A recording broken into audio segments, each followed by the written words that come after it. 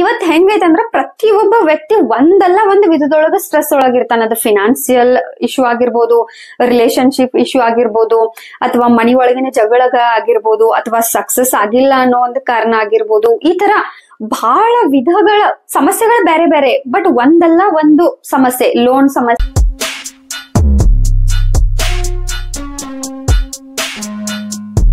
Hello friends, welcome back to my YouTube channel. ಇವತ್ತು ನಾವು ಮಾತಾಡ್ತಿರೋ ಒಂದು ಟಾಪಿಕ್ ಕನ್ಸಿಸ್ಟೆನ್ಸಿ. ಈ ಒಂದು ಕನ್ಸಿಸ್ಟೆನ್ಸಿ ಮೇಂಟೈನ್ ಮಾಡುವುದ ಬಹಳ ವಿದ್ಯಾರ್ಥಿಗಳ ಒಂದು ಸಮಸ್ಯೆ ಇದೆ.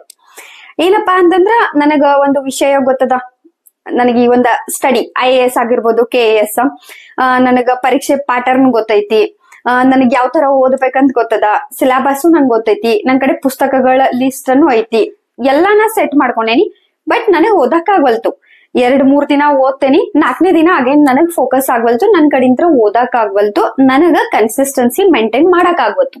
ಇದು ಬಹಳ ವಿದ್ಯಾರ್ಥಿಗಳ ಒಂದು ಸಮಸ್ಯೆ ಇದೆ. ಒಬ್ರ ಇಬ್ಬರದಲ್ಲ, ಬಹಳ ಮಂದಿದ ಒಂದು ಸಮಸ್ಯೆ ಇದೆ. ಸೊ ಮತ್ತೆ ಹೆಂಗ ಕನ್ಸಿಸ್ಟೆನ್ಸಿ ಒಂದು ಮೇಂಟೈನ್ ಮಾಡೋದು? ಈಗ ಕನ್ಸಿಸ್ಟೆನ್ಸಿ ಮೇಂಟೈನ್ ಮಾಡ್ಬೇಕು ಅಂತಂದಾಗ ಯಾವ ತರ ಮೇಂಟೈನ್ ಮಾಡ್ಬೇಕು ಅಂದಾಗ ಫಸ್ಟ್ ಪಾಯಿಂಟ್ ಏನ್ ಬರ್ತೈತಿ ಇಲ್ಲ ಅಂತಂದ್ರ, ನಿಮ್ಮ ಗುರಿಯತ್ತ ನಿಮ್ಮ ಸ್ಟಡಿ. ಈಗ ವಿದ್ಯಾರ್ಥಿಗಳ ಮೇನ್ ಗೋಲ್ ಏನ? ಅವ್ರು ಓದ್ಬೇಕು, ಅವ್ರ ಗೋಲ್ ರೀಚ್ ಆಗ್ಬೇಕಂದ್ರ ಓದುದನ ಅವ್ರ ಗೋಲ್. ಸಿಲೆಬಸ್ ಕವರ್ ಮಾಡ್ಬೇಕು, ಅಂಡ್ ಅದನ್ನ ರಿವಿಷನ್ ಮಾಡ್ಕೋಬೇಕು, ಅರ್ಥ ಮಾಡ್ಕೋಬೇಕು, ಕಾನ್ಸೆಪ್ಟ್ ಕ್ಲಿಯರ್ ಮಾಡ್ಕೋಬೇಕು. ಇದು ಅವ್ರದೊಂದು ಗೋಲ್. ಇದು ಕ್ಲಿಯರ್ ಆಗ್ಬೇಕು ಅಂದಾಗ ಏನ್ ಬೇಕಂದ್ರ, ಮೇನ್ ಥಿಂಗ್ ಫೋಕಸ್ ಬೇಕು. ಡಿಸ್ಟರ್ಬೆನ್ಸ್ ಇರಬಾರ್ದು, ಫೋಕಸ್ ಇರ್ಬೇಕು. ಸೊ ಹಂಗಂದ್ರೆ ಫೋಕಸ್ ಆಗ್ಲಿಕ್ಕೆ ಏನೇನ್ ಒಂದು ಸಮಸ್ಯೆಗಳದಾವು, ಯಾಕೆ ಫೋಕಸ್ ಆಗ್ವಲ್ತು?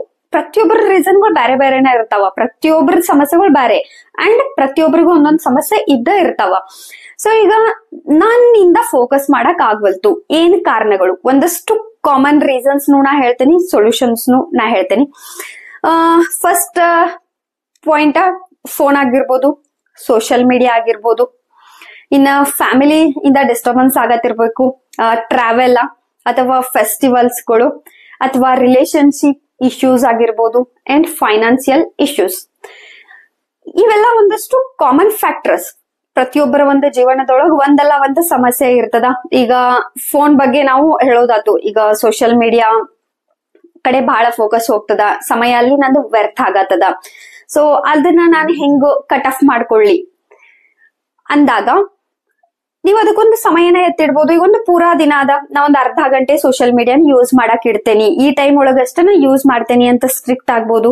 ಇಲ್ಲ ಒಂದಷ್ಟು ಆಪ್ಗಳನ್ನ 1 ಇಯರ್ ವರ್ಗು, 6 ತಿಂಗಳವರೆಗೂ, 3 ತಿಂಗಳವರೆಗೂ ಅನ್ಇನ್ಸ್ಟಾಲ್ ಮಾಡಬಹುದು. ಸೊ ಈ ಟಿಪ್ ನ ನೀವು ಫಾಲೋ ಮಾಡಬಹುದು. ಇನ್ನ ಫ್ಯಾಮಿಲಿ ಇಶ್ಯೂಸ್, ಈಗೇನೋ ಒಂದಷ್ಟು ಎಲ್ಲಾ ಫ್ಯಾಮಿಲಿಗಳು ಖುಷಿನ ಇರಂಗಿಲ್ಲ. ಈಗ ಒಂದ್ ನೋಡ್ಬೋದು ನೀವು, ಈಗ ಇನ್ಸ್ಟಾ ಒಳಗದು ಒಂದ್ ಪೋಸ್ಟ್ ಓದ್ತಿರ್ತೀರಿ, ಏನಂದ್ರ ಇವಾಗ ಮಳೆಗಾಲ ಐತಿ, so monsoon is not romantic for every one ಅಂತೆ. ಎಸ್, ಮಳೆಗಾಲ ಎಲ್ಲಾರ್ಗುನ ಖುಷಿಯ ಒಂದು ದಿನ ಅಲ್ಲ. ಎಷ್ಟೋ ಜನ ದಿನಗೂಲಿ ಮಾಡೋರಾಗಿರ್ಬೋದು, ರಸ್ತೆ ಬದಿ ಒಂದು ವ್ಯಾಪಾರಿಗಳಾಗಿರ್ಬೋದು, ಹೊಲದೊಳಗ ಕೆಲಸ ಮಾಡೋ ರೈತರಾಗಿರ್ಬೋದು, ಅವ್ರಿಗೆಲ್ಲ ಮಳೆಗಾಲದೊಳಗ ಬಹಳ ತ್ರಾಸ ಆಗ್ತದ, ಹೆಲ್ತ್ ಇಶ್ಯೂ ಎಲ್ಲಾ ಬರ್ತದ. ಅದ ಎಲ್ಲಾ ತರ ಆರಾಮ್ ಇದ್ದವ್ರಿಗೆ, ಖುಷಿ ಇದ್ದವ್ರಿಗೆ ಆ ಮಳೆಗಾಲ ಬಹಳ ಚಂದ ಅನಿಸ್ತದ. ಸೊ ಹಿಂಗ ಎಲ್ಲರ ಜೀವನನು ಬೇರೆ ಬೇರೆ ಇರ್ತದ. ಫ್ಯಾಮಿಲಿ ಒಳಗ್ ಸಮಸ್ಯೆ ಇರ್ತಾವು, ಏನೋ ಜಗಳಗಳಾಗ್ತಿರ್ತಾವು, ಏನೋ ಒಂದಷ್ಟು ಪ್ರಾಬ್ಲಮ್ಸ್ ಇರ್ತಾವು, ಇಶ್ಯೂಗಳು ಇರ್ತಾವ. ಸೊ ಈ ಕಾರಣಗಳು ನಿಮ್ಮ ಲೈಫ್ ಒಳಗೂ ಏನಾರ ಇದ್ದು ಅಂತಂದ್ರ ದಯವಿಟ್ಟು ಸ್ವಲ್ಪ ದಿನ ಅನ್ಫೋಕಸ್ಡ್ ಆಗ್ರಿ ಆ ಇಶ್ಯೂ ಇಂದ. ಯಾಕಂದ್ರ ನೀವೇನಾರ ಸಕ್ಸಸ್ ಆದ್ರಿ, ನಿಮ್ಗೇನಾರ ಗೋಲ್ ರೀಚ್ ಆದ್ರಿ ಅಂದ್ರ ಆ ಎಲ್ಲಾ ಸಮಸ್ಯೆಗಳನ್ನು ಬುಡ ಸಮೇತ ಕ್ಲಿಯರ್ ಮಾಡೋ ಕೆಪಾಸಿಟಿ ನಿಮ್ಮೊಳಗಿರ್ತದ, ಎಂತದ ಸಮಸ್ಯೆ ಇರ್ಲಿ. ಇನ್ನ ಫಿನಾನ್ಸಿಯಲ್ ಒಂದು ಇಶ್ಯೂ, ಬಡತನ, ಇದಂತೂ ಆಲ್ಮೋಸ್ಟ್ ನಮ್ಮ ದೇಶದೊಳಗ್ ಬಹಳ ಜನ ಒಂದಲ್ಲ ಒಂದು ತರದಿಂದ ಈ ಒಂದು ಬಡತನಕ್ಕ ಗುರಿ ಆಗಿರ್ತಾರ. ಸೊ ಈ ಬಡತನಕ್ಕೂ ಸೊಲ್ಯೂಷನ್ ನೀವ್ IAS ಆದ್ರಿ, KAS ಆದ್ರಿ, ಸರ್ಕಾರಿ ಜಾಬ್ ಸಿಕ್ಕಿತ್ತಂತಂದ್ರ ಈಸಿಯಾಗಿ ಆ ಒಂದು ಫಿನಾನ್ಸಿಯಲ್ ಸಿಚುವೇಶನ್ ಮುಗ್ದು ಹೋಗ್ತದ. ಸೊ ಒಂದು ಫ್ಯಾಮಿಲಿ ಇಶ್ಯೂ ಇರ್ಲಿ, ಒಂದೇನಾರ ಫ್ಯಾಮಿಲಿ ಒಳಗ್ ಜಗಳಗಳನ್ನ ಇರ್ಲಿ.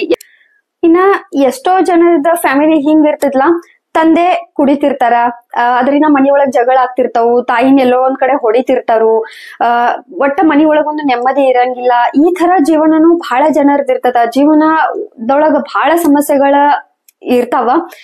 ಸೊ ಇಂತ ಎಲ್ಲಾ ಸಮಸ್ಯೆಗಳು, ಜಗಳಗಳು, ನೋವುಗಳು ಅಥವಾ ಬಡತನ, ಇಂತ ಸಮಯದೊಳಗ್ ನೀವೇನ್ ಮಾಡ್ಬೇಕಂತಂದ್ರ ಸಹನೆ, ಒಂದನ ಇಲ್ಲಿ ವರ್ಕ್ ಆಗುದು.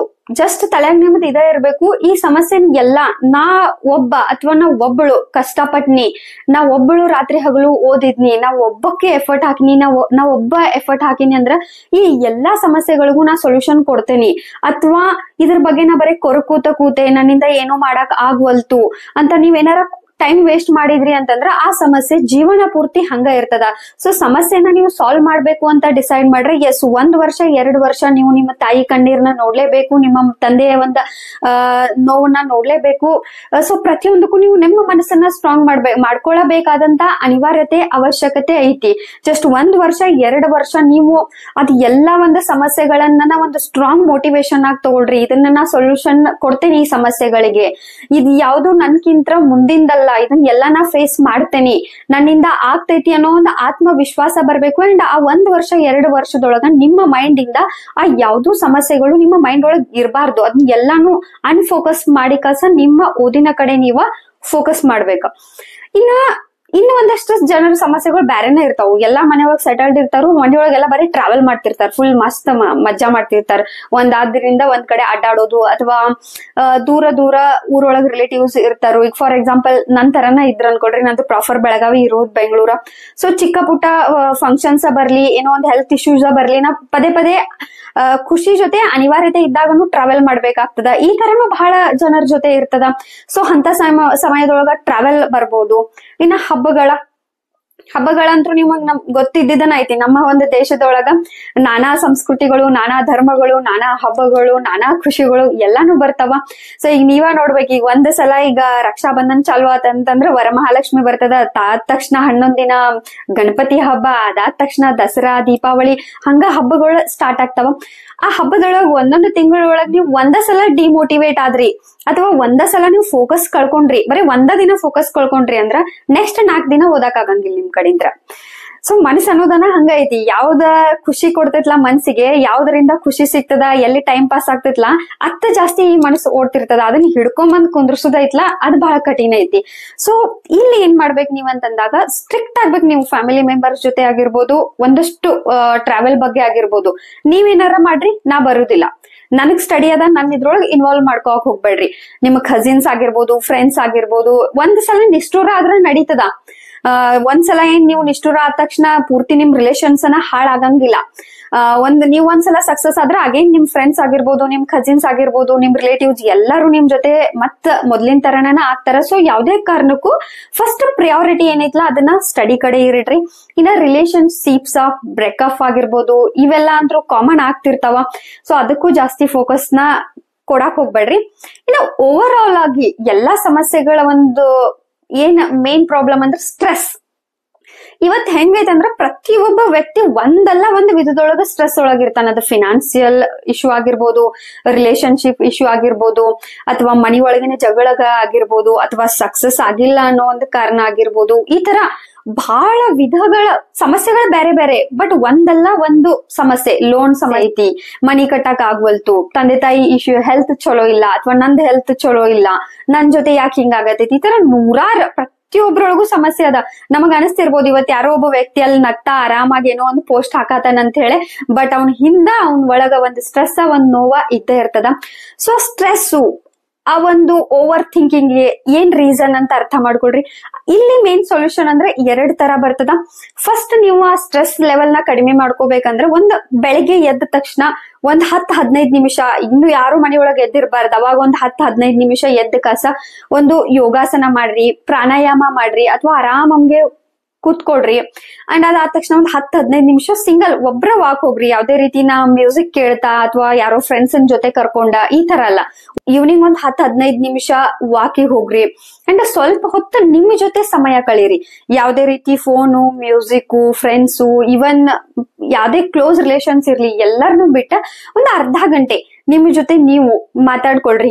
ಏನದ ಸಮಸ್ಯೆ, ಏನ್ ಆಗ್ಲಿಕ್ಕತ್ತದ, ಇದ ತರ ಮಾಡಿರೋ ಸೊಲ್ಯೂಷನ್ ಸಿಗ್ತೈತೆನಾ, ಇಲ್ಲ ಸೊಲ್ಯೂಷನ್ ಬೇಕಂದ್ರೆ ಏನ್ ಮಾಡ್ಬೇಕು, ಈ ತರ ಒಂದು 20 ದಿನ 21 ದಿನ 1 ಮಂತ್ ನೀವು ಮಾಡಿ ನೋಡ್ರಿ. ನಿಮ್ದು ಸ್ಟ್ರೆಸ್ ಲೆವೆಲ್ ಒಳಗೆ ಏನಾರ ಚೇಂಜಸ್ ಕಾಣತೈತಿ ಅಂದಾಗ ಇದನ್ನ ಕಂಟಿನ್ಯೂ ಮಾಡ್ರಿ. ಇನ್ನು ಕೆಲವು ಜನರ ಸ್ಟ್ರೆಸ್ ಲೆವೆಲ್ ಬಹಳ ಅತಿರೇಕಕ್ಕೆ ಹೋಗಿರ್ತದ, ಅವರಿಗೆ ಒಂದು ಕೌನ್ಸಿಲಿಂಗ್ ಅವಶ್ಯಕತೆ ಇರ್ತದ.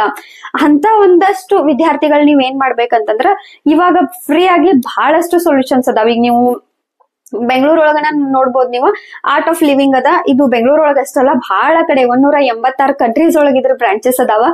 ಸೊ ಇವ್ರ ಹೆಂಗಂತಂದ್ರ ಒಂದು 3 ದಿನ ನಿಮಗ ಪೂರ್ತಿ ಬೆಳಗಿನ ಬ್ರೇಕ್ಫಾಸ್ಟ್, ಮಧ್ಯಾಹ್ನ ಊಟ, ರಾತ್ರಿ ಊಟ ಆಗಿರ್ಬೋದು, ಇರ್ಲಿಕ್ಕೆ ಎಲ್ಲಾ ವ್ಯವಸ್ಥೆ ಮಾಡಿ ನಿಮಗ ಒಂದು ಸ್ಟ್ರೆಸ್ ಲೆವೆಲ್ ನ ಕಡಿಮೆ ಹೆಂಗ್ ಮಾಡ್ಕೊಳ್ಳೋದು, ಓವರ್ ಥಿಂಕಿಂಗ್ ಇಂದ ಹೆಂಗ್ ಬರೋದು, ಆಧ್ಯಾತ್ಮಿಕತೆ ಆಗಿರ್ಬೋದು, ಯೋಗ ಆಗಿರ್ಬೋದು, ಇದ್ರ ಬಗ್ಗೆ ಎಲ್ಲ ಒಂದು ಗೈಡ್ಲೈನ್ಸ್ ಕೊಡ್ತಾರ. ನಿಮ್ಮನ್ನ ತಿದ್ದೋ ಒಂದು ಪ್ರೊಸೆಸ್ ಅಲ್ಲಿ ನಡೀತದ.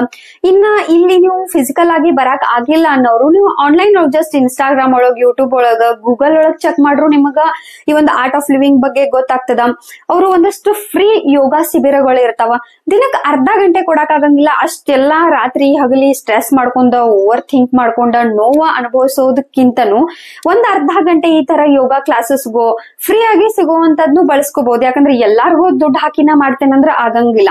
ಸೊ ಹಿಂಗಾಗಿ ಫ್ರೀ ಆಗಿ ನಿಮ್ಗೋಸ್ಕರ ಒಂದಷ್ಟು 15 ದಿನದ ಕೋರ್ಸ್ಗಳು ಅಂಡ್ ಆನ್ಲೈನ್ ಒಳಗ ಫ್ರೀ ಆದಂತ ಒಂದಷ್ಟು ಯೋಗ ಕ್ಲಾಸಸ್ಗಳು ಅವೈಲೇಬಲ್ ಇರ್ತಾವ. ಸೊ ಅಲ್ಲಿಂದ ನಿಮ್ಮನ್ನ ನೀವ ಸ್ಟ್ರೆಸ್ ಲೆವೆಲ್ ನ ಕಡಿಮೆ ಮಾಡ್ಕೊಂಡ ಫೋಕಸ್ ನ ಸ್ಟ್ರಾಂಗ್ ಮಾಡ್ಕೋಬಹುದು. ಸೊ ಇಲ್ಲಿ ಯಾವುದೇ ರೀತಿ ಕೊನೆಯದಾಗಿ ಹೇಳೋದಂದ್ರೆ, ಯಾವುದೇ ರೀತಿಯ ಒಂದು ಮ್ಯಾಜಿಕ್ ಅಂತೂ ಆಗಂಗಿಲ್ಲ. ನಿಮ್ ಜೊತೆ ಒಂದು ಕಷ್ಟ ಪಡ್ಬೇಕು ಅಂಡ್ ಸ್ಟ್ರೆಸ್ ನ ಕಂಟ್ರೋಲ್ ಮಾಡ್ಕೋಬೇಕು ಅಂಡ್ ಸ್ಯಾಕ್ರಿಫೈಸಸ್ ನ ಮಾಡ್ಬೇಕು ಅಂಡ್ ಹಾರ್ಡ್ ವರ್ಕ್ ನ ಮಾಡ್ಬೇಕು ಅಂಡ್ ಇದನ್ನೆಲ್ಲ ಸ್ವತಃ ನೀವನೇ ಮಾಡ್ಬೇಕು. ಇದನ್ನ ನಿಮಗೋಸ್ಕರ ಬೇರೆ ಯಾರು ಬಂದು ಮಾಡಂಗಿಲ್ಲ. ಸೊ ಇದಕ್ಕೆಲ್ಲ ನೀವು ರೆಡಿ ಆದ್ರಿ ಅಂತಂದ್ರ ಅಷ್ಟ ನಿಮ್ಮ ಒಂದು ಕನ್ಸಿಸ್ಟೆನ್ಸಿ ಮೇಂಟೈನ್ ಆಗ್ತದ. ಇದರ ಜೊತೆಗೆ ಒಂದು ಒಳ್ಳೆ ಸ್ಟ್ರಾಟಜಿ, ಒಂದು ಒಳ್ಳೆ ರುಟೀನ್, ಅದನ್ನ ಫಾಲೋ ಮಾಡುವಂತ ಒಂದು ಶಾಂತಿಯುತವಾದಂತ ಒಂದು ಮನಸ್ಸ, ಇಷ್ಟು ನಿಮ್ ಜೊತೆ ಇತ್ತಂತಂದ್ರ ನಿಮ್ಮ ಕನ್ಸಿಸ್ಟೆನ್ಸಿನೂ ಮೇಂಟೈನ್ ಆಗ್ತದ, ನಿಮ್ ಗೋಲ್ ಅನ್ನು ರೀಚ್ ಆಗ್ತೀರಿ. ಐ ಹೋಪ್ ಈ ಒಂದು ವಿಡಿಯೋ ಯೂಸ್ಫುಲ್ ಆಗೇತ್ ಅನ್ಕೋತೇನಿ. ಇನ್ ಕೇಸ್ ಯೂಸ್ಫುಲ್ ಆತು ಅಂತಂದ್ರ ದಯವಿಟ್ಟು ಲೈಕ್ ಮಾಡ್ರಿ. ನೆಕ್ಸ್ಟ್ ವಿಡಿಯೋಗೆ ಸಿಗೋಣ. Thank you.